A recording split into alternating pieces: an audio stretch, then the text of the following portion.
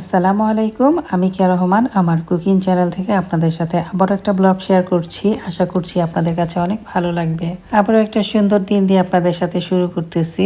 আর এই দিনগুলোর সাথে সাথে আপনাদের সাথে মনের কথা, মনের আবেগ অনেক কিছুই শেয়ার করি। আজকেও তার ব্যতিক্রম হবে না, আজকে আপনাদের সাথে ঠিক মনের কথাগুলাই শেয়ার করব। আপনারা কি কখনো খেয়াল করছেন বিয়ের পর থেকে মেয়েরা কেন বেয়াদব হয়ে যাওয়া শুরু করে? সেই শান্ত সরল মেয়েটা ধীরে ধীরে বেয়াদবের খাতায় নাম দিয়ে দেয়। কখনো কি নিজেকে নিজে প্রশ্ন করেছেন? দেখেন তো ঠিক আমার মতো কখনো ভেবেছেন কি না? একটা মেয়ে যখন আসলে নিজের পরিবার ছেড়ে অন্য কারো ঘরে চলে যায়, তখন প্রথম দিকে কিন্তু সেই মেয়েটা সেই সরল সোজাই থাকে। সব কিছু মানিয়ে নেয়, সব কিছু গুছিয়ে নেওয়ার চেষ্টা করে। যত ধরনের চেষ্টা আছে সব চেষ্টাগুলাই আসলে সে করে সেই নতুন পরিবেশে খাপ খাইয়ে নেওয়ার জন্য। মনে হয় তার নিজের লাইফে লেখাপড়ায় যদি সে এতটা মনোযোগ দিত তাহলে সবচেয়ে বেশি ভালো রেজাল্ট করত। কিন্তু তার এই চেষ্টাটাকে ছেলের পরিবারটা কিন্তু একদমই মূল্যায়ন করে না, বরঞ্চ তাকে কথায় কথায় অসম্মান করে। মেয়েটার প্রতিটা কথায় প্রতিটা কাজে ভুল ধরার চেষ্টা করে এবং ভুলগুলো ধরে। প্রথম আসলে প্রতিটা মেয়ে চিন্তা করে হয়তো ভুলগুলো তারই, কিন্তু ধীরে ধীরে যখন বয়স বাড়তে থাকে, দিনগুলো চলে যেতে থাকে, তখন আসলে একটা পর্যায়ে বুঝতে পারে আসলে তার কোনো ভুলই নাই। তাকে কিভাবে দাপিয়ে রাখবে, কিভাবে দমিয়ে রাখবে, সেই কৌশলগুলাই তার অবলম্বন করে। একটা মানুষ তো আসলে আরেকটা মানুষকে দেখেই শিখে। যখন আসলে মেয়েটা দেখতে থাকে তারা এরকম কৌশল অবলম্বন করতেছে, ঠিক তখনই কিন্তু মেয়েটা তাদের উপরে এই কৌশলটা খাটানো শুরু করে। একসাথে আসলে সৃষ্টি হতে থাকে প্রতিদ্বন্দ্বী আর প্রতিদ্বন্দ্বিতার যুদ্ধ। আর এই যুদ্ধে যখন পরের বাড়ির মেয়েটা পাল্টা জবাব দেওয়া শুরু করে, ঠিক সেই দিন থেকে মেয়েটা হয়ে যায় বেয়াদব। মেয়েরা আসলে বাবার বাড়ি থেকে খুব সরল সোজাভাবেই স্বামীর বাড়িতে আসে। যদি দেখেন আসলে কোনো মেয়ে বিয়ের পরে বেয়াদব হয়ে গেছে, তাহলে বুঝে নেবেন সেই শ্বশুর বাড়ির লোকগুলাই আসলে বেয়াদব।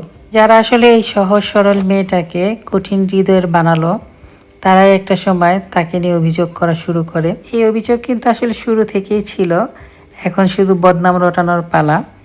আসলে বদনামটাও শেষমেশ সেই মেয়েটারই হয়। তবে চাইলেই কিন্তু এই চিত্রটা ভিন্ন করা যাইতো। সেই মেয়েটাকে বুঝিয়ে শুনিয়ে গুছিয়ে তাদের পরিবারের একটা অংশ মনে করলেই হতো। সেই মেয়েটাকে একটু আদরে রাখলে পরিবেশটাই কত সুন্দর হয়ে যাইতো।